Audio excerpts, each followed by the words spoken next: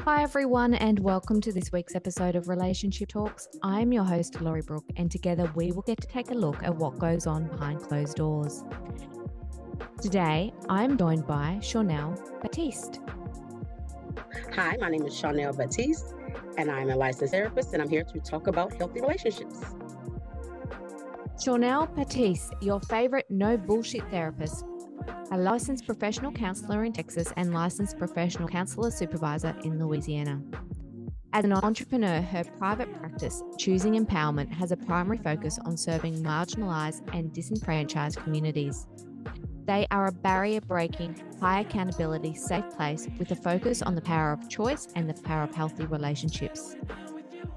Shawnnell uses her relationship building power to break the stigma by providing access through education and empowerment as a speaker, author, advocate, and leader in the community she serves.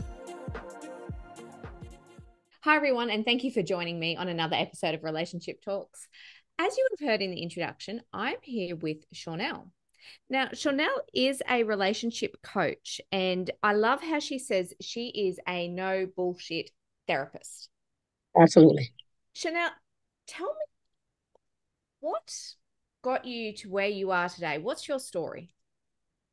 Well, I come from a long line of relationships, like we all do. I think my first relationships, of course, like the rest of us with our parents, sealed a lot of things for me and caused me to want to even become a therapist, right? Looking at my family dynamics and relationships and like something quite isn't right with some of these people, right? And so at like 7 years old, I was like, I think I want to be a psychiatrist, specifically a child psychiatrist, because I need to help children like myself. And so I don't even know if I truly understood what all those words meant. But I knew it had something to do with the mental wellness of us, right? And I think that's when I first started realizing I was sad. And so, but I didn't have a name to put on it, right? And so that kind of started my journey into becoming a therapist, being interested in, how people interact and what their relationships are to one another that cause certain things to happen. And I've always analyzed people. It's just the nature of me. I always say that God gave me this gift of counsel. Yeah, being a therapist is not what I do, is who I am, it's who I've always been. And so, going through all the things that I went through in childhood, parents divorcing, and I was parentified. My mother was a single parent. I was the oldest, so I took care of the kids. And so grew up very fast and learned lots of relationship dynamics and some wrong relationship dynamics, right?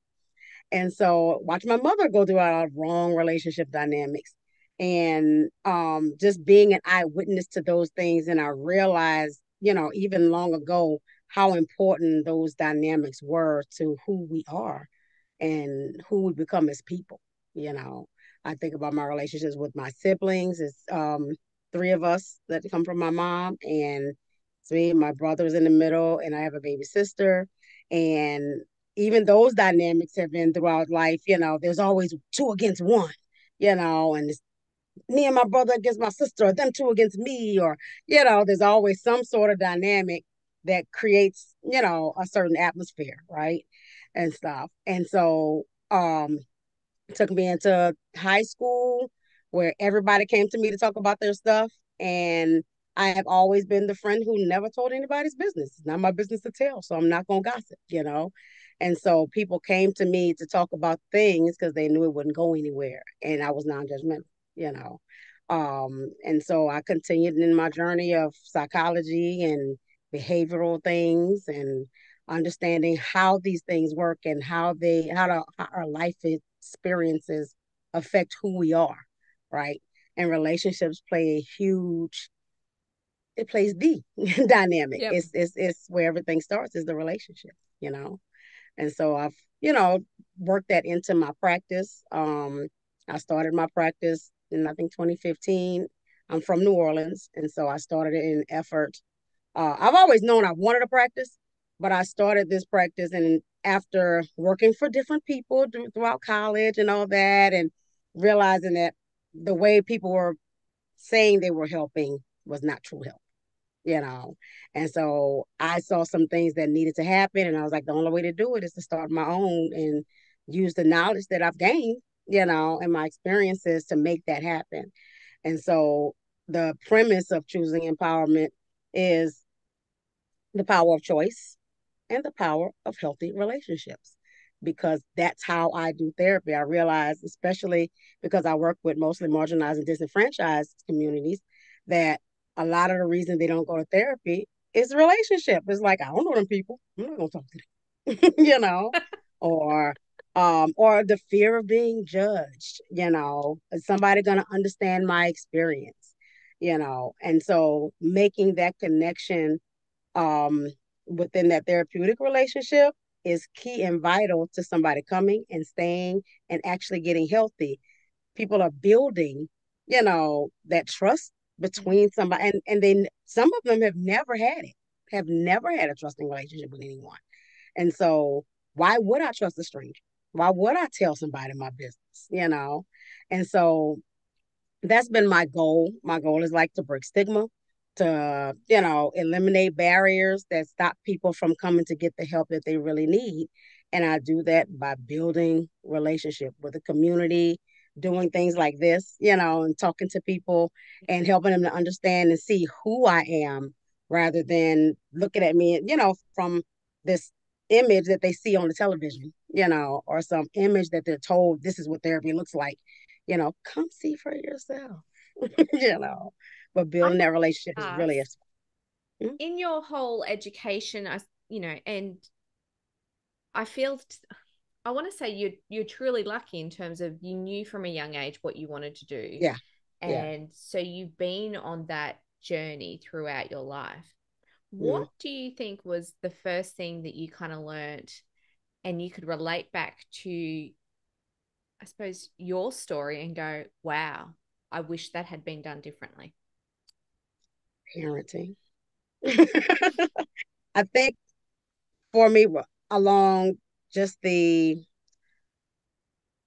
education journey and connecting that to the personal journey, I realized how much pain my mom was in, and that it's hard to parent through that pain if you don't get any help, right? And because so much of my stuff that I went to therapy for had to do with her. So much of it just pointed back to, even my relational stuff with my husband really trickled back to my parent relationship, right? And how I work with my children had to do with my parenting, really. Like everything had to do with my relationship with my mother, you know. And recognizing like I wish she would have had the opportunity to be able to do therapy like we do now, right? Because and I her death anniversary was like January 31st.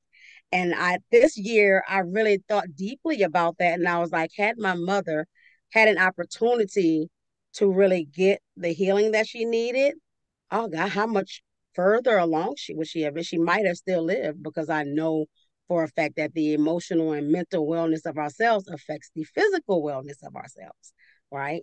And so those very things that she was hurting for and with emotionally may have very well been the thing that caused the disease in her body. You know, that's how important relationships are. And I know that that stemmed from her relationship with her mom, and that one's relationship with their mom. So it just Goes keeps on, trickling doesn't back. it? Yeah. Yeah, yep, absolutely. So, what have you done differently in your relationships? Everything. First, I had to acknowledge that I was in pain. You know, um, being able to acknowledge where you hurt, and how you're being affected, I think is most important. And communication. I think communication is the most vital thing we have, right? My mother described her relationship with her mother as non-communicative. Like, we didn't have a relationship. She didn't even like me, and it wasn't that she didn't like her. She didn't know how to do the thing, right? And that's what most parents, if we don't know how to do it, we just do the best we can because it's all we got, right? But now I had the advantage of being able to first use my experiences with my mother. Say, okay, I don't like this part, but I like that part. So I'm gonna keep that part and I'm gonna throw that part out. You know, there has, and usually what happens is somebody says, I don't like how my parents. So I'm gonna do the complete opposite. But that's not healthy either, right? They're Mm-hmm. super strict. I'm gonna be super lenient. And then you got wild children, right? And so it has to be a balance, right? And learning which parts to keep and which parts to throw away. Having support systems, those are more relationships, right? And so people that can help me along the way and tell me, hey, that's a little too harsh or that's a little too soft, right? And so I had the advantage of going to school, learning the things and, and being able to piece those pieces together to see what was, appropriate and what wasn't. Not that I haven't made any mistakes, I made a lot. But see, I think that's you know, that's a key there is that you can actually acknowledge that you have made mistakes and then yeah, you can absolutely. do better next time. Exactly. And to get people to understand that, like, when you've failed, and I use that in quotations because failures are not failures, right? They're stumbling blocks, they're learning opportunities, and our mindset is like, oh, woe is me, I have failed. But you haven't. Like, you've reached a point where you can evaluate the situation and say, hey, I didn't do that part right. Let's go at that again, but not do this and add this, and let's see what happens then, right? And that's I've had that advantage of doing that because I've changed my mindset, because I don't have a failure mindset. Do I still struggle with like self-deprecation or like, it's a little woe is me sometimes, but that's why I have a therapist. I go and talk to my therapist and say, because I just didn't and I should. And she's like, you're a parent and that's parenting. Just a reminder, like, you're doing your best. Now let's do that again, right? Yep. I've had the advantage as well of being a foster adoptive mom. And so I have 5 adopted girls and 2 biological girls. The Lord didn't want to give me no boys. I don't know why. but and that dynamic, being able to see each individual child as an individual, right? And everybody has their share of trauma, and people can come from the same household and behave completely differently. Come from, like, we all had the same experience, right? We had the same mom, same dad, the same house and all that, but like come out completely differently, Mm. right? um Birth order makes a difference. The fact that I was parentified made a difference, right? My brother was the star child. I call him my mother's son, S-U-N, because that's how important I felt he was to her. And then my baby sister, she's the baby. She's the baby, right? And so those dynamics also, that's the relationships, right? My brother was her son because she didn't have a husband, right? And so he became her man. That's my boy, right? And Yeah. so that relationship dynamic affected his ability to develop relationships when he got out of the house, right? And so he even says to me, like, I realized that the women that I dated were single moms like mom. I think I was trying to save mom, you know, and I grew up trying not to be like mom, you know. So it just depends on like what that experience is and what those relationships are. My mom was a great mom to the ability that she was able to be, right? And the parts where she couldn't be, we have to take whatever hurt we have from it and then heal ourselves and parent ourselves, you know.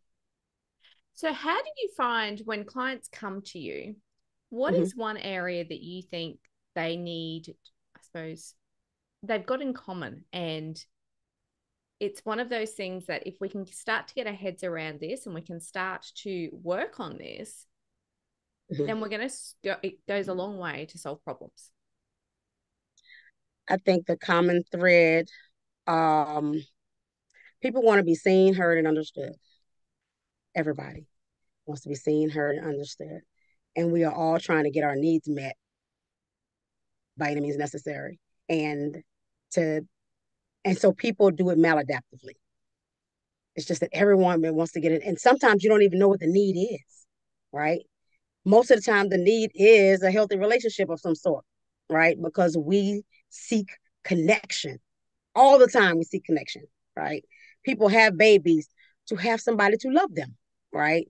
people enter into relationships, marital relationships and romantic relationships, because I just want somebody to love me, right? But the common thread is that most of us don't love ourselves. Yeah, and That's that's the what I was going to most ask, common. isn't it? It's for me, I feel like the most important place to start in those types of scenarios is to love yourself first, because It you're not is. going It to ever is. get that love from somebody Right. else. But to convince people of that, people know it. They know it cognitively, but like subconsciously and emotionally, it's hard. It's hard to flip that switch, right? Because we also grew up like people pleasing, like you have to please your parents, you have to be a good girl or a good boy, right? And so everything is performance based. You do good grades, you're a good girl. You listen to what I say, do, you're a good girl, And so it's so much conditioning to we like, I need to do this thing in order for people to love me, right? And so, how do I love myself if I'm not doing the things to be a good girl? So I can't Mm. possibly love myself, right? Or being in situations where, again, when you have parents who are pretty harsh in their parenting, like my mom used to cuss us out all the time, like all the time. And so, there was name calling and everything, and and so that's what in your formative years, from birth to what 7 or 8, you're just soaking that in. So if I'm not getting my needs met, I'm not getting enough hugs and love, I'm not getting enough praise, I'm not getting enough I love you just because you are, right? Not because you did good, just because you exist. I love you, right? And teaching that self love, because a parent can't teach self love if they don't have self love, right? And so that's hard to get to once we become adults and once we get to teenage years and from middle school on it's hard. you know Middle school sucks and everything past that. Change that dynamic though. How you do you, know in terms of being able to show our children that self love is the most important thing, how do you Mhm. change that dynamic? Because as parents, it is one of those things you want children to do the good, right thing. And so we've heard Mhm. about rewarding positive behavior and Right, which is all of that. necessary. So when we've got that dynamic, how do we kind of flip the switch ourselves to change it to one of self love? So of course you have to start with yourself first. And I say everybody needs a therapist. Everybody, on top of everybody, needs a therapist, a coach, or somebody who can help you to recognize we are all not perfect. We make mistakes. We correct those things, like, just those basic underlying things to recondition ourselves, right? And then you can pour that into your children, right? And that's done. Of course, you still need positive rewards, right? But I was just on TikTok yesterday speaking about um, how we're not raising robots, right? We're not. We're raising independent thinkers. So for you to change your parenting style to a way that encourages your child to ask you why, to encourage your child to say no, I don't want to do that. Well, you know what? You don't have to do that. There's consequences to every action, of course, but you do have choices, right? And so raising them in a way that's going to Mm. empower their thought process and empower their thinking skills, their negotiation skills. Like, most kids grow up, end up being people pleasers because I had to please my parents in order to get my needs met, right? Mama didn't even want to give me a hug if I didn't do the thing, right? And so to revamp that. Like I'm gonna hug you regardless, unless I'm feeling prickly because I don't want you to feel that off of me. But give me a moment, So modeling that too, right? So if I'm prickly, then I don't want the kids to come and try to hug me because that's not the energy that I'm trying to flow with, right? I tell my kids when I'm feeling prickly. I tell them when I'm feeling moody. I tell them when I'm not feeling well. And I say, hey, mama needs some time. I'm going to be in my room. I don't want to take anything out on anybody or snap at anybody. On my mama's death anniversary, I was feeling super soft hearted, like, heavy hearted. And I said the first thing in the morning, hey, it's mama's death anniversary. I'm grieving today. Like, not too many questions, not too many demands, because I don't want to be like, you know, because that stuff spills over into being angry, agitated, and then you say things you don't mean, right? And so giving everybody that that press conference beforehand and saying, hey, this is what's going on with me. So we're leading by example, right? And so I want to teach my kids that if you are feeling some type of way, to be able to communicate that and say, hey, Mom, I really want to do the dishes, but I'm feeling super sad and agitated. Can I do them in the morning? Here's a compromise. Can I do them in the morning? Can I do them before school? Like, because again, this is not like a boot camp or whatever, like it's a household. And as an adult, if she feels some type of way in her own house, she's not gonna do the dishes when she don't feel like it. She not. But she also not gonna let it get overboard because that's gonna become overwhelming. Because the consequence of not doing it is you got a sink full of dishes and now you're overwhelmed, right? And so teaching that there's consequences to those things, but your feelings are valid, right? I think a lot of us just grew up in houses where our feelings weren't validated, they weren't allowed or accepted, or acknowledged. You know, my mom did a good job of acknowledging feelings and teaching us to express our feelings, except when it came to her. Like to everybody else, yes, you tell that teacher how you feel. Are you talking to me that way? Um, like just to express the feelings was like disrespectful. But mama, you taught me to, but not to me, you know. Do But as that I was a say, mean, not as I do. that is I do, right? And so it was a matter of, but I also recognized later in life that was a power control move for her. When people don't feel like they're in control of their lives, what's the first entity, first thing you can do is rule your kids. I don't feel powerful in this world. And so I'm gonna just come home and rule the little people because it makes me feel powerful you Mm. know. And so when we take away that component, and not feel the need to overpower somebody else, then that relationship can be nurtured, right? And then we can develop hey, you can talk to me about anything. No, for real. And I promise not to get mad. And even if you get mad on the inside, then you keep your promise of not showing anger to this kid if you want them to tell you all you can't do both. You can't say, come and tell me all the things, and then when tell you things, you like blow up and act crazy and they'll never come to you again. Right. So understanding the responsibilities of that balance, you know. So it just starts with ourselves. Can I ask? I want to go back to your story from a childhood perspective. Mhm. When your parents separated, um, did that, I suppose, that dynamic have an impact for you? And if it did, what was it? Um, I I remember when they separated, I was 8. Um, it was impactful for me, definitely because I don't remember much before that. That was a traumatic experience for me for them to separate to begin with, because then I became my mother's other parent. Yeah. Right? And so my mom was a single mom. She had to work all the time. She needed my help. And so I helped take care of my siblings. And so my entire life changed from being just a kid to being kid slash adult, right? And so the impact for me was grand. It changed everything about who I am, like because of growing up in that way, you know, I am who I am now, right? Yeah. I'm a person who struggles to ask for help, because I couldn't trust that much. I didn't trust the adults that were present because I had to be that adult, right? And so I take care of everybody, everybody. I had to learn to take care of me, you know, because most parents do that. They put themselves on the back burner. And so I learned that same dynamic, right? And so my brother and sister came first, right? And it didn't help that I already had this undying love for my siblings that was weird. My mama they would want to, our kids, they want to come with you and stuff like that. And, the older siblings like, ew, leave me alone. And my mom would tell my siblings, see if she'll have you, you can go. And they would walk up to me and say, Shawnnell, will you have me? And I'm like, yeah, come on, let's go. I love taking them everywhere, right? So I'm a little weird like that when most people don't want to be bothered with their siblings. And but I enjoyed being like again those relationships. I enjoyed those relationships with my siblings.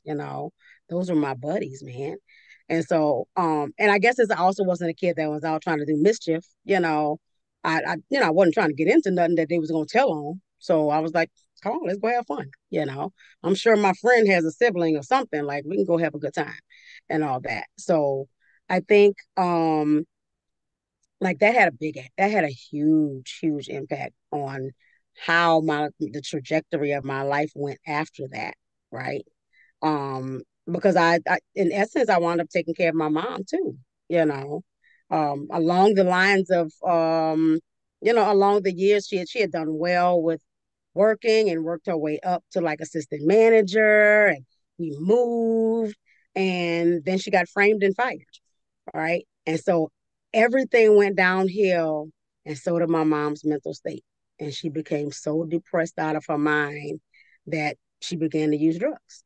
And so we were home. We were back in New Orleans with family because we had been in Shreveport and we had moved to Victoria, Texas. And so when we moved back home to New Orleans, that's where I was born. You know, we had family around, so that was helpful and all that. But then I end up still. She was functional. She still did the things she was supposed to do. We didn't go without or anything, but she was sad. She was really sad, you know. And so in essence, I was kind of taking care of my mom too, you know, and kind of being again as an adult, like an adult, I was being her friend and her daughter, you know, which is a whole mix of relationships because it's like, let me talk to you about all the things, and then it's like, no, go to bed, you know, which one am I today, Yeah. you know. Which The, role am I playing at this point? exactly, like yeah, I didn't know which role I was playing at any given time, so and that's confusion, you know. So Okay. So, how do you work with your clients to build these healthy relationships? I start at the root. Well, I'm lying. I don't start at the root. I start with getting to know them. I start with getting to know them. I talk about it. The first few sessions with me are just a get to know you. Let's shoot the breeze and talk about some things. And through those conversations, you naturally figure out and find out about the story. They will tell their story, right? And stuff. And then I'm extracting the whole time they're talking, I'm extracting things that, okay, that look like people pleasing. Oh, that looks like this. That looks like an attachment issue, and stuff. And so I'm pulling at those things, and then I'm curating my questions. So, okay, maybe we need to visit the past because I also teach my clients we don't live in the past. We visit it for the purpose of getting the things we need to get from it, so we can understand the why, and then we come back to the present and work in the present because we're not living back there, Yeah. and so bringing those things forward and helping them to see how, what things connect to what, you know, and because most people don't understand, okay, if I didn't get this need met, then now this has created this thing in me. And that's why I chose this mate who doesn't do the thing that I need him to do, but I can't leave him alone because it's to still the need, it's still not met, you know. And so, and then teaching them, you can meet that need. Did you know you can meet that need yourself? Did you know? No, you didn't know. Okay, let's talk about how we do that, right? And so that discovery, like that, opening of the eyes, right? And it's like, oh, you know what? I can do that. I can, and it's a lot simpler than I thought it was, right? Something as simple as self talk, and people think it's weird or crazy. But remember, we were taught not to talk to ourselves. That's crazy. You talk to yourself, But that's the thing that heals us is self talk, Yeah. and And you're it's talking to okay as yourself. kids. Yeah, yeah, as Okay kids. as kids. But as you get older, that's when it becomes that Right. whole don't do that. Don't do that. Right. And it depends on your culture. Because in the black community, it's never okay. Ah. It's never, are you crazy? What, you talking to yourself? Boy, you must be crazy. And so, and a lot of times in our culture, that there's a lot of nuances that we don't get to be, right? Yeah. And a lot of that comes from the fact that we have to protect ourselves at all times. And the black child can't just walk down the street without being hyper vigilant, right? So that forces us to kind of grow up a little bit faster. And so we don't get that freedom of, using the imagination, Mm-hmm. or doing that, talking to yourself or having an imaginary friend. You don't have the luxury of that a lot when you have to be serious and hyper vigilant to make sure, that you are safe, you know. And so that creates a whole different dynamic. You know what I'm saying? which yeah, I think that's a whole other Of story course, in of and of course. itself. And Right. oh, my heart just bleeds in those, at the thought of being constricted like that. But how Yeah. can we how can we change this dynamic? Okay. How can we The create this, I suppose, relationships that work for us, that empower us, and that move everyone forward? we stop operating in the construct that we should be compared to each other, that um that what other people are doing is better, you know, or their relationships are perfect. It's just getting out of the mindsets, man. you know. And as a little girl, you're like, I just want like a princess and the frog kind of, you know. I just want my Prince Naveen to come to me and sweep me off my feet. That's what I want. But that's not what happens in real life. It's not what happens in real life, right? And it puts undue pressure on the prince, right? Because we have this vision of him being perfect. And men aren't perfect, mates aren't perfect. You know what I'm saying? They're not, right? And so just getting rid of all of that, you know, fantasize, you know, envisionment of things, right? I didn't, my kids tease me all the time because they said I took away a piece of their life because I didn't show them a lot of princess stories. I didn't because I did not want them with the princess syndrome that a man was supposed to come and sweep you off of your feet, and rescue you from the tower, you know, and stuff. If you trapped and somebody does, that's cool. But here are some skills to equip you to get yourself out the tower. you know, I'm not saying you don't need anybody to get you out the tower. I'm just saying you can get yourself out of the tower, Yeah. right? And so having again that balance, right? Not that I don't need a man thing, but have enough independence to be able to take care of yourself. And if he come along and he do the things, that's great. Appreciate that, right? And so it's just changing mentality. It's changing how we view the world. You know, we can't operate in self-love if every time we turn around we're scrolling social media and looking at what everybody else is doing, and I want to be like that, and I want to travel, and you don't know what she had there's some grind that went behind that, right? She's not showing you the grind part, she's showing you the pleasure part, but there were some things, right? There's some things this couple had to go through before they took these great pictures. This is just an image of what their relationship looks like when things are great. However, behind the scenes of this photo might be a fight or two, might be some disagreements, some hard stuff, some financial issues. There are some things behind that. And so we keep looking at the image of a thing and seeing it as the thing. No, it's just a snapshot. It's Yeah. just a Like snapshot. that's You know what I'm tiny little saying? bit of time. A smidgen, because that's part of what I do in my practice too. Is I tell everybody I'm not on a pedestal just because I'm a therapist. Look, I had a gift, I nurtured it, I went to school, I got the degrees, I did what the people that the state said to get my license. But I'm just like you.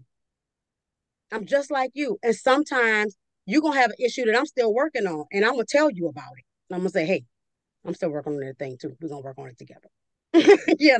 When I come up with some resources, we both gonna try that and see if it works for either of us. And it's again that solidifies the relationship because people are like, oh, okay, you are just like me, right? You're If human. I have, right, I'm human. I had a relationship that did not work. I've been divorced. I get it, right?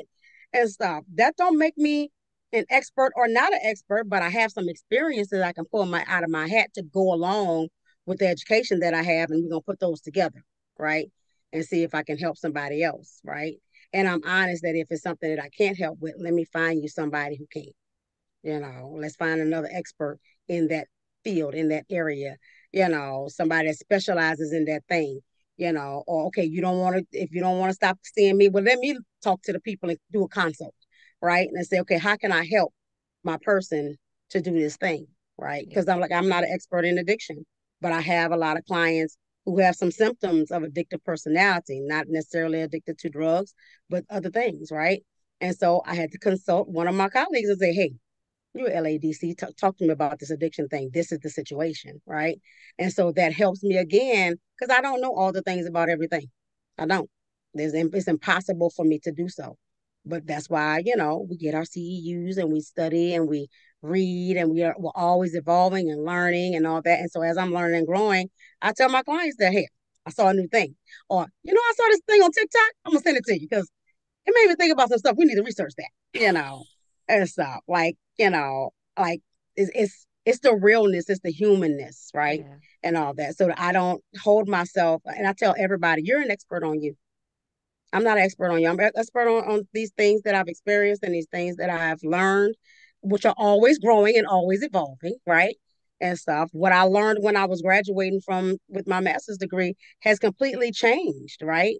We're constantly learning and growing and developing, and new studies are coming out and new research. And so I'm like, oh, I just learned a thing, And so we talk about those things. I let them teach me stuff, you know, because even like say, for example, the ADHD community, because I'm ADHD. By the way, I'm glad I was on time today. So because that is my deal. Um, and I tell my clients that too. I say, hey, I'm ADHD. I struggle with time management and being on time and you know object permanence, all that stuff. So if I am late, connect with me and say, hey, where are you? And I'm gonna go, oh, I was doing a thing and I lost the time, but you will get your entire bit of time, right? And Yeah. so they appreciate that because I'm honest about it, right? Do I have some clients that can't deal with that? I respect that. I've had some military people that's like, I can't deal with you not being on time. I respect that. Let me find you somebody that's diligent in time, because I'm still working on it. Yeah. But I think that also goes to show that we can't be everything for everyone. We can't.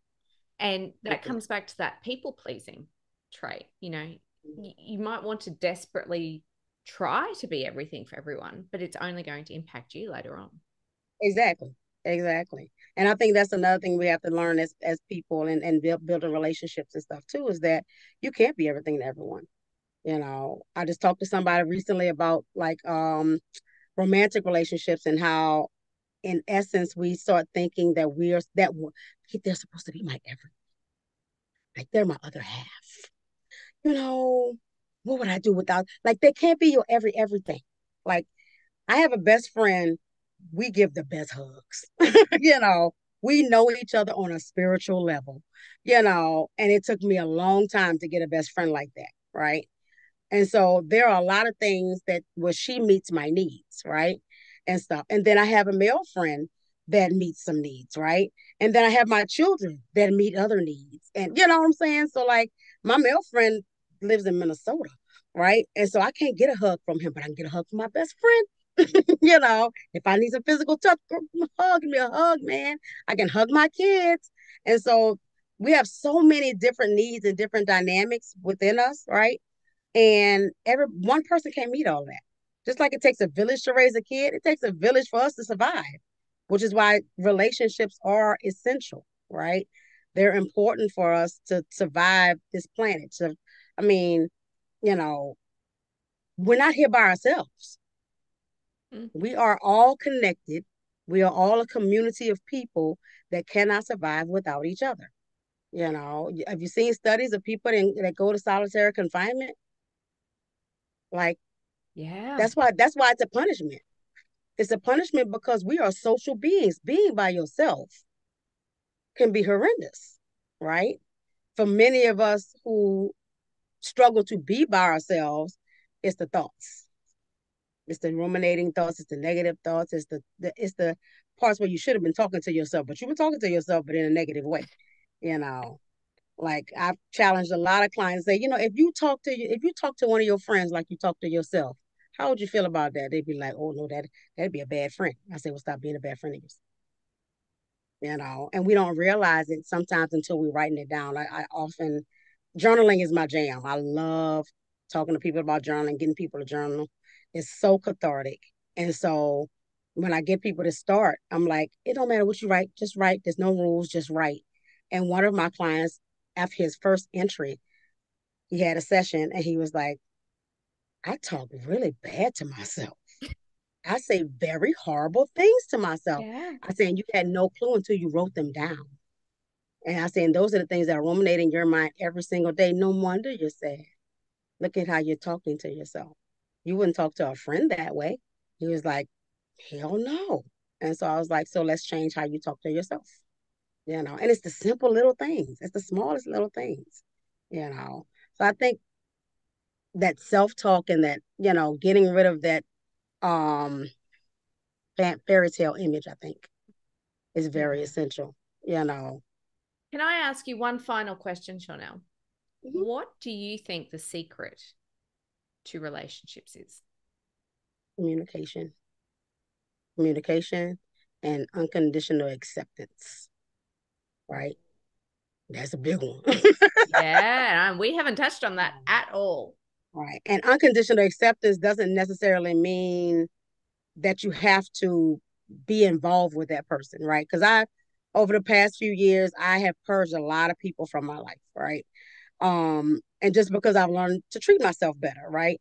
Because I am a natural born people pleaser, and because I love people unconditionally, and I believe in second, third, and 17th chances, but I kept hurting myself, right? By Yeah. allowing this person who is showing me who they are, right, to continue to do those things to me. So it's okay for me to say, I accept who you are and how you behave, and I can accept you unconditionally, but that doesn't mean I have to be your friend.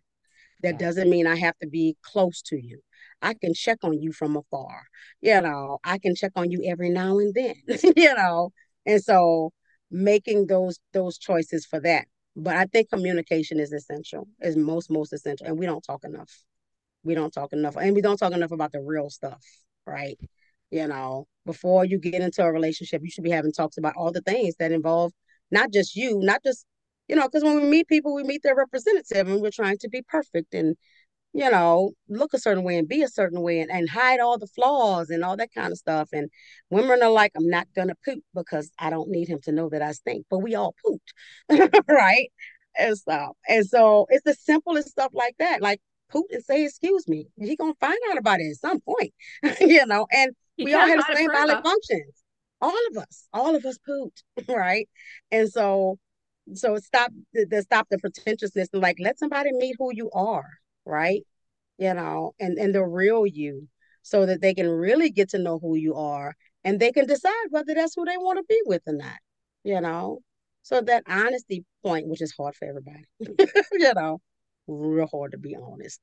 But like being able to communicate what's real, Yeah. and talking about the things that bother you and talking about who you are, and learning who you are so you can talk about it. Because that's another thing is people don't know who they are because they've Well, been that's pretty it. If you pretending. don't have that self love and that self discovery at the start that we talked about, it's very hard Mm-hmm. to have those conversations at the end. Stations. It is. It is. It very much so is. And since we didn't have it in the beginning and we're in the middle of this game, then seek somebody who can help you to figure that out. You know, be willing to grow, Mm. learn how to grow, right? Put yourself in spaces and places where you're being treated well, and then people will talk to you and be honest with you, but in love, right? Because I'm a no bullshit therapist. I'm gonna give it to you real, but I'm gonna hold your hand along the way, and I'm gonna support you I'm gonna be your biggest cheerleader, but I'm gonna stay in your behind. These are the things that you said you want to work on, so let's Yeah. do it. So Thank you so much for joining me today. I've had such a blast having a I chat with appreciate you. you. Thank you. I appreciate you. And thank you so much for listening to this week's episode of Relationship Talks. If you can, I would love for you to jump on and leave a review. And whilst you are at it, don't forget to like and subscribe to our YouTube channel. Please join me again next week when we get to take a look behind closed doors at someone else's relationship. But until then, I am your host, Lorrie Brook, and remember the choice is yours, so make today and the week the very best it can be.